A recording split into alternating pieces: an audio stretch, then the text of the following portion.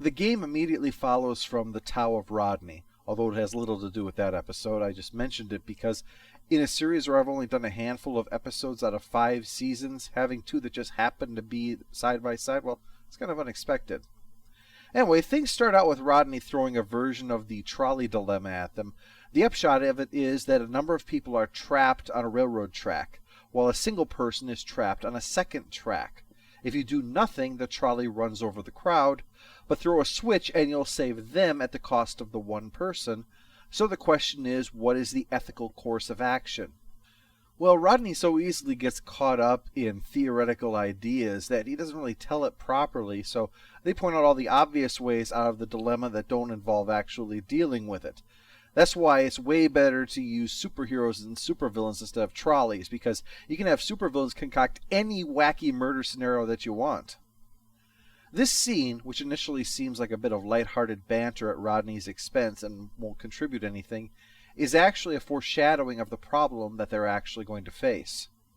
They get called away from that discussion because a recon mission revealed a network of satellites over a planet, but the locals aren't advanced enough to have put them there, so what's up? Well, the weirder thing about it is that the aliens have a flag up. It's the Canadian flag, except instead of a maple leaf, it's Rodney's head. It's kind of sacrilege, Rodney. I mean, removing the Canadian symbol, that would be like America replacing the eagle on its seal with a cheeseburger. It seems that Rodney and Shepard have been playing this game for the past 2 years. They found it during one of the searches through the city, looking for neat stuff, and the game was the neatest of them all. This thing is like Civilization on steroids. For those of you who haven't played any of Sid Meier's classic, the way it works is you establish a city to found your civilization, issue it orders for development, you protect yourself from an invading alien swarm, spend 50 turns fighting off siege worms while the tree huggers criticize you for fighting the aliens that have attacked you, and when you finally defeat them, the game crashes, corrupts the save file, and sends you off to shoot some zombies because they won't complain. Now, where was I? Anyway, this game is even better than that. You have incredible control over the lives of your population, and no alien swarm showing up to attack you. So yeah, a couple of years ago, Shepard and Rodney started playing this game against each other, each taking a country that was separated by a river and competing to make theirs the better civilization. Well, as you can imagine, both of them are highly competitive, so Rodney worked to advance them technologically while Shepard strengthened their military. And Rodney's a bit of an egotist, so he put his face on the flag and renamed the country after his old girlfriend, Geldar. That's her last name. First name would be kind of silly. Sound more like a wizard. He even was enough of a micromanager to fill the capital with blondes. Can you believe it? Anyway, they arrive in the village, and sure enough, it is filled with blondes and looks like Leonardo da Vinci went steampunk, and the locals are mesmerized by the visitors. Wonder why? Could be that they're strangely dressed, have exotic devices, that he is the spitting image of their god.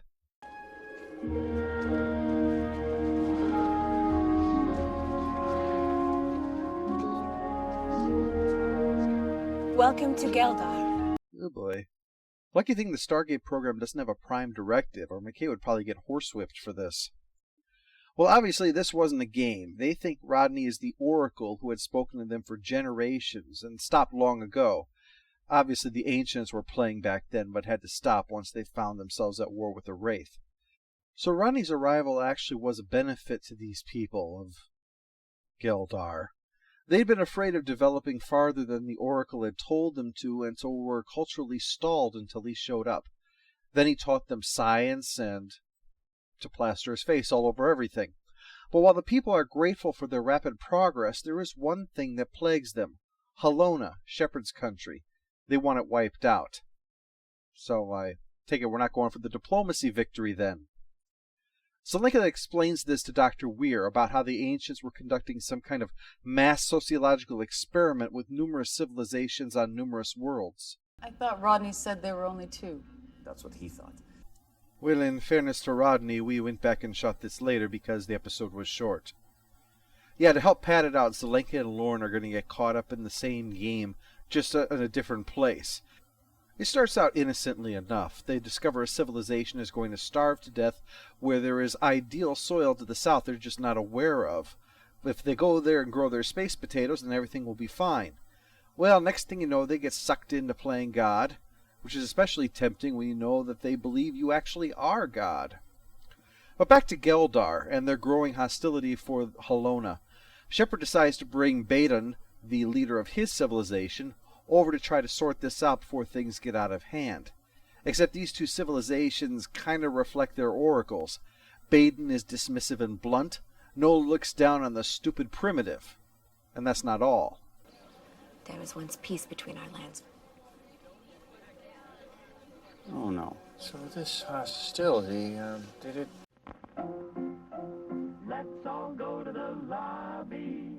Let's all go to the lobby. start a few years ago? Yes. Shortly after the Oracle resumed communicating with us. Yeah, their good-natured competitiveness is translated into hatred and strife amongst their respective civilizations. And that's understandable. When it's a game, the people are simply one more statistic.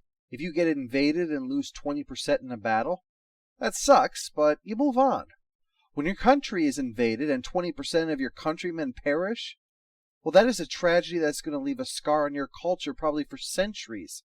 So the knowledge the other side is developing flying machines capable of combat, or has doubled the size of their army, is not going to be met with cold calculations, but with gut-tightening recognition of the threat that this poses to the lives of everyone that you care about and all of those that you are responsible for.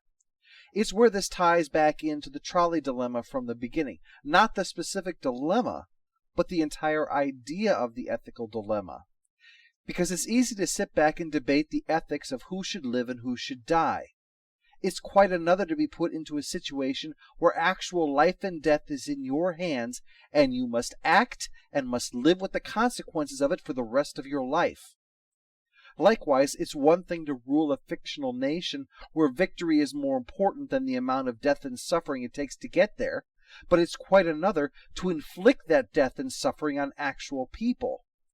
Whether it's a video game with incredible control and realism, or merely an intellectual exercise sitting around sipping cognac and smoking cigars, there's no accounting for the reality of affecting actual human lives, where the pragmatic may not be the easiest thing to do in the end.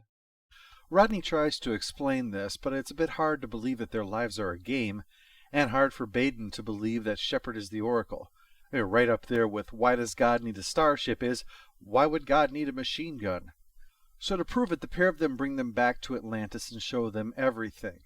Nola takes it kind of hard, but Rodney rises to the occasion when he tries to comfort her, and she starts to come around to things in the end.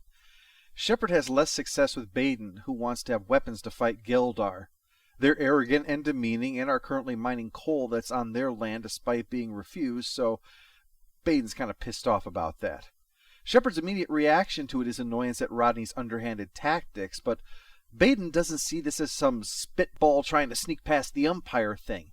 This is an incursion which must be responded to with force. When you give someone a big-ass army, they tend to want to use it. So Dr. Weir tries to handle the peace negotiations. She has some experience with that back on Earth, but it goes badly when mention is made of Baden's diplomatic gesture. You sent crates of citrus fruit. Citrus! Do you have any idea what an insult that is to my people? Rodney is allergic to citrus, plus he's a hypochondriac, and he tends to overreact to things, so I guess he decided to pass that wisdom along to these people, unfortunately. Well, with all that wisdom, Nola is incredibly arrogant and is frankly the stumbling block to these negotiations. And when Rodney tries to push for peace, she agrees. Peace through subjugation of all who oppose us. We need Lebensraum! And Baden's had enough of beating his head against that wall and uses the game console to order an attack on the mine. So it looks like these people are just bound and determined to pit steampunk Leonardo versus Leonidas and his Spartans. Which, okay, I'll admit, I would watch the hell out of that movie. The rough part is that it's hard to fault him. Geldar's advanced technology, coupled with their brazen disregard for the sovereign border, it means that this is just going to be a matter of time before they just choose to annex his nation. Although Baden likely doesn't have that particular worldview to see it in this way. For him, it's always just been two nations that were friends until the Oracles started up a competition and their neighbors turned into massive dicks on bicycles. Anyway, he launches an overwhelming onslaught with the huge army that Shepard has built for him, and Nola counterattacks with a bomb aboard one of their dirigibles that Rodney helped them build. I'm sure they're both so proud. Shepard tries to defuse this by poking a hole in the balloon to stop the attack. Don't worry, just enough for it to land safely. And he hopes that this near annihilation will convince Baden to back down. Instead, it hardens his resolve. He goes for an all-out assault, while Nola loads more bombs for an overwhelming bombardment to sap their will to fight. Luckily for our heroes, the Daedalus arrives and beams them up to try to suss out the situation, and to flee if things go crap-shaped, which seems pretty likely. But don't worry, Shepard thinks he has a plan, one which Rodney might not have much confidence in, because next scene we see him in, he's desperately pleading with Nola to just give peace a chance. Well, she believes they should give falling bombs a chance first. Well, prepare for a whole lot of bad news, Nola. The army overwhelms their villages and shoots down their airships somehow, leaving Geldar completely defenseless. And the sound of the primitives hurling bombs of their own at them, well, it's pretty obvious this war is over. Her people are about to be slaughtered and her nation utterly defeated just because she refused to seek a compromise. And Baden? He's in the same frickin' boat. His map is telling him that airships are carpet-bombing his country until it looks like the surface of the moon. Shepard's plan was for Rodney to hack into the terminals and play out a fictional end to the game, where going forward with war will result in a complete doomsday scenario. Not one of the more popular mods, certainly not as popular as making all the girls blonde, I'm sure. After that, they're at least willing to return to the negotiating table and try to hammer out a peace. It's not a touchy-feely ending. There's still lingering animosity over 2 years of bullshit. But with Weir's help, hopefully they can work things out and maybe one day open their hearts up to accepting Citrus again. To fight off the scurvy, at the very least.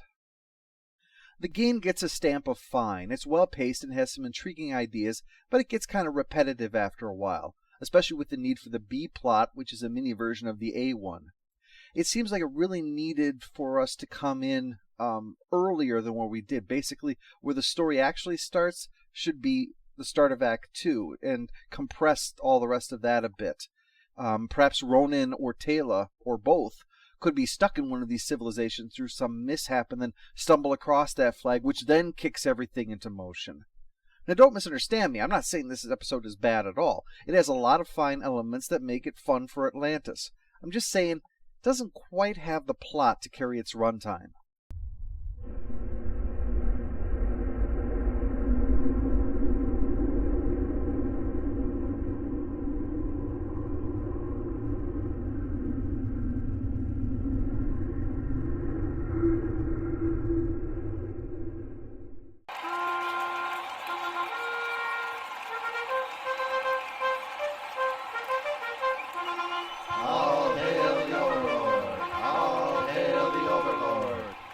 Changed the name of our country and even revealed his likeness to us. Not for the pictures.